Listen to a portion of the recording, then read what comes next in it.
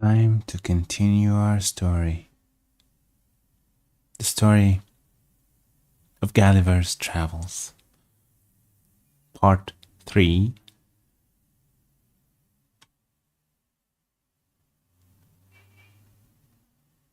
Chapter 7.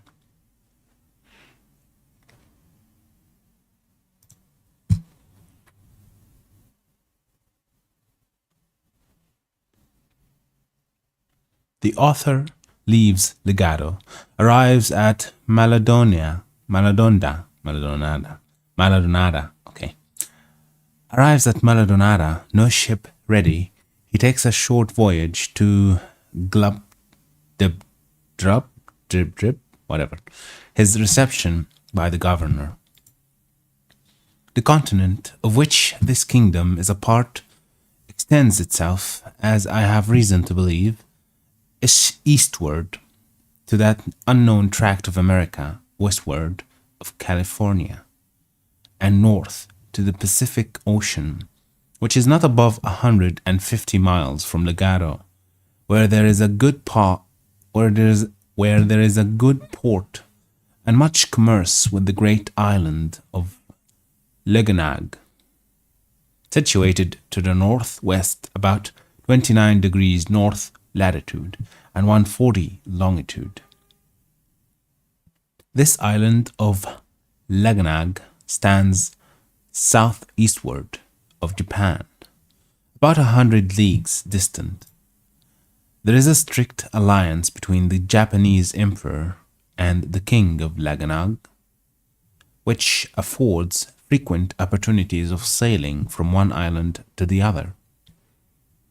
I determined, therefore, to direct my course this way, in order to direct my return to Europe. I hired 2 mules with a guide to show me the way and carry my small baggage. I took leave of my noble protector, who had shown me so much favor, and made me a generous present at my departure. My journey was without any accident or adventure worth relating. When I arrived at the port of Maladonada, for so it is called, there was no ship in the harbor bound for Leganag, nor likely to be in some time. The town is about as large as Portsmouth. I think it's Portsmouth. It's a name of a city, but I'm not sure. Let's see. Yeah, it's a city in England. Portsmouth. Yeah. Come on. Portsmouth. Yeah, Portsmouth. I soon fell into some acquaintance and was very hospitably received. A gentleman of distinction said to me that since the ships bound for Leganag could not be ready in less than a month, it might be no disagreeable amusement for me to take a trip to the little island of Glumdrup,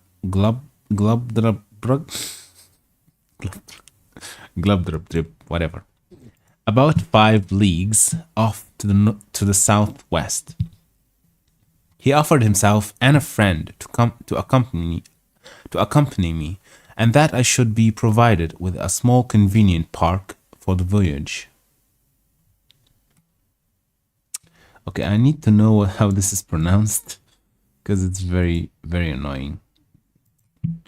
Glub, dib, drop, dib, drip. Glub, dib, drip.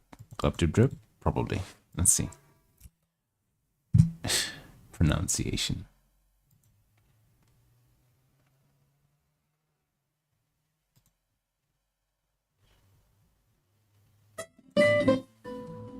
That's what I said. You see, This is very annoying. Even Google can't pronounce it. in confusingly puts once too. So make sure to stay tuned for that. How do you say it?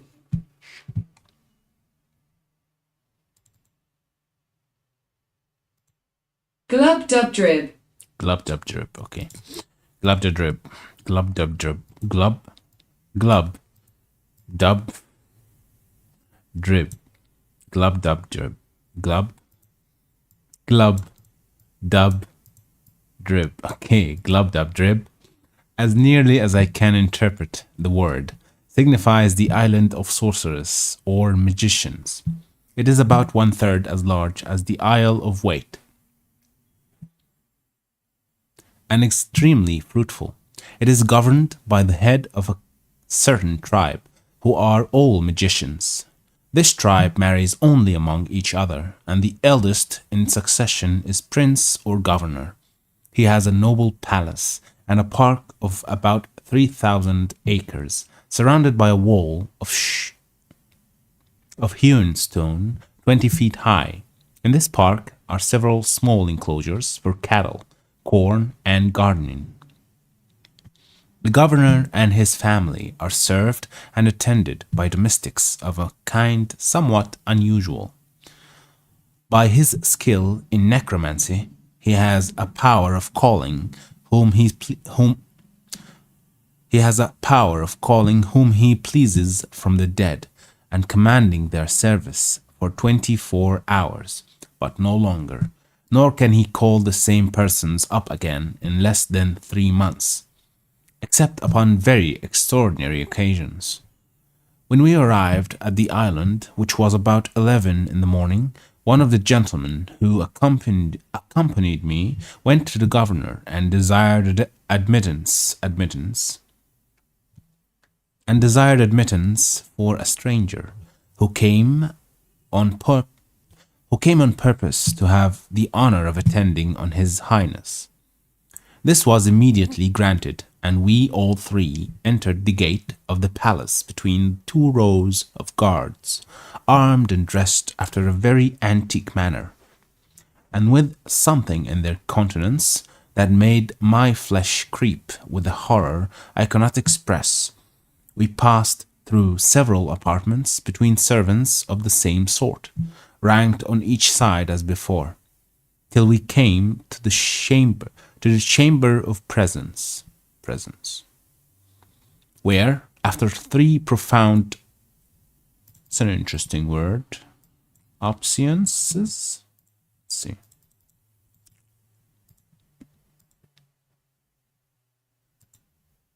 Obeisance, okay. Where after 3 profound obeisance,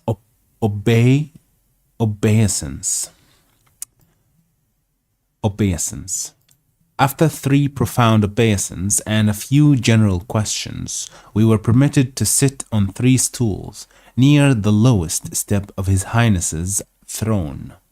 He understood the language of Ballenbarby, although it was different from that of this island.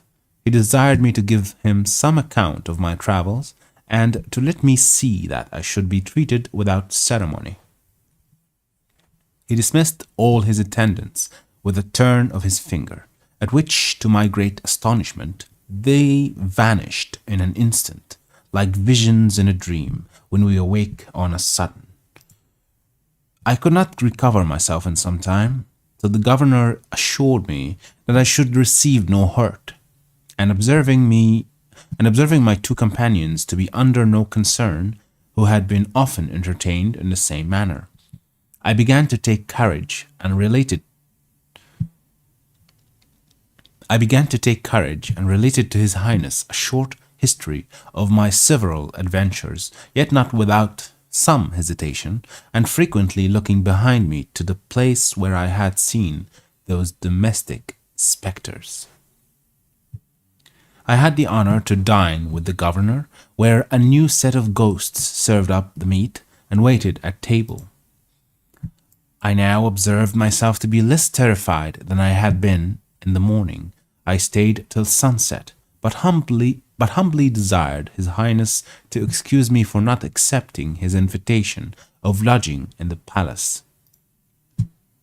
My 2 friends and I lay at a private house in the town adjoining, which is the capital of this little island, and the next morning we returned to pay our duty to the governor, as he was pleased to command us. After this manner we continued in the island for 10 days, most part for every day with the governor. Most part of every day with the governor. And at night in our lodging, I soon grew so familiarized to the sight of spirits that after the third or fourth time they gave me no emotions at all. Or if I had any apprehensions left, my curiosity prevailed over them.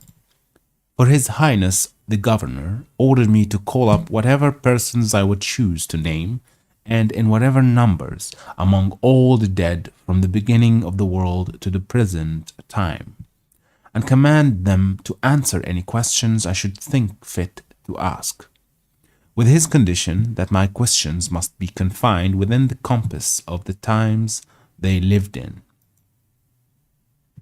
And one thing I might depend upon, that they would certainly tell me the truth, for lying was a talent of no use in the lower world. I made my humble acknowledgments to His Highness for so great a favour. We were in a chamber from whence there was a fair prospect into the park, and because my first inclination was to be entertained with senses of pomp and magnificence, I desired to see Alexander the Great at the head of his army, just after the battle of Arbela, which upon a motion of the governor's finger immediately appeared in a large field under the window where we stood. Alexander was called up into the room. It was with great difficulty that I understood his Greek, and had but little of my own. It was with great difficulty that I understood his Greek, and had but little of my own. He assured me upon his honour that he was not poisoned, but died of a bad fever by excessive drinking.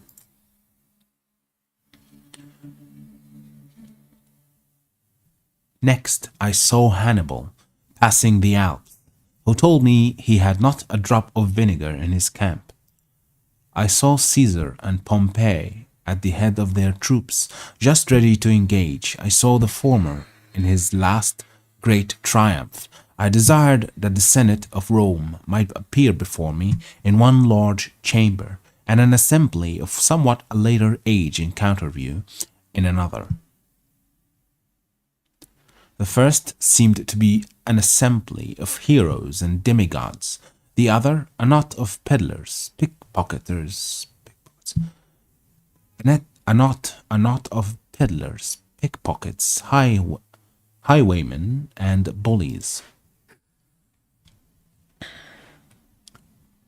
The governor, at my request, gave the sign for Caesar and Brutus to advance towards us.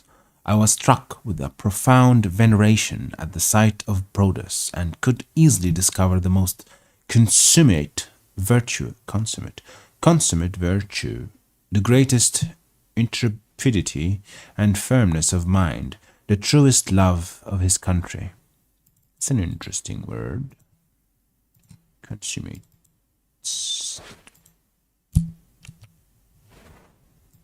Consummate. And could easily discover the most consummate virtue, the greatest intrepidity and firmness of mind, the truest love of his country, and general benevolence for mankind in every lineament of his countenance. Lineament. I think it's lineament. Let's see. Lineament.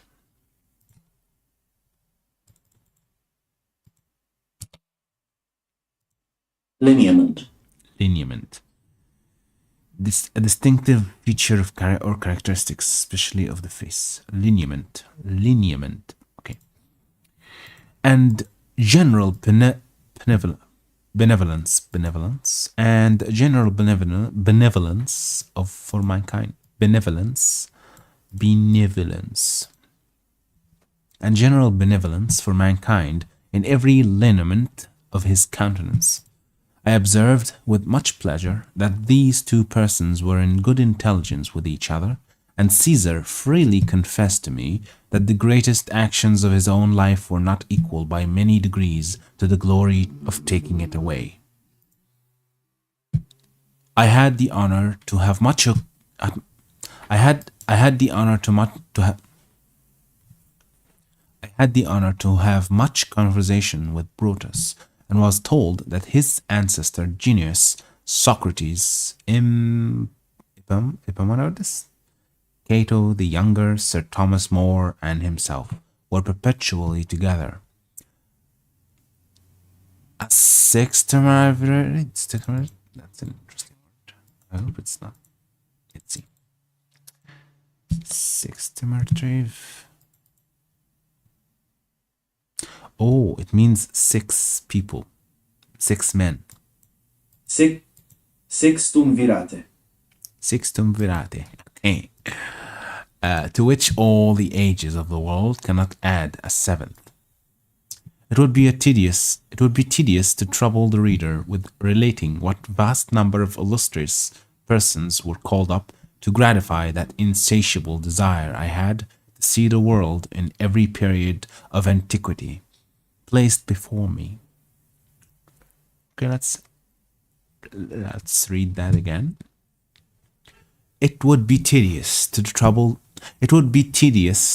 the reader with relating what vast numbers of illustrious persons were called up to gratify that insatiable desire I had to see the world in every period of antiquity placed before me.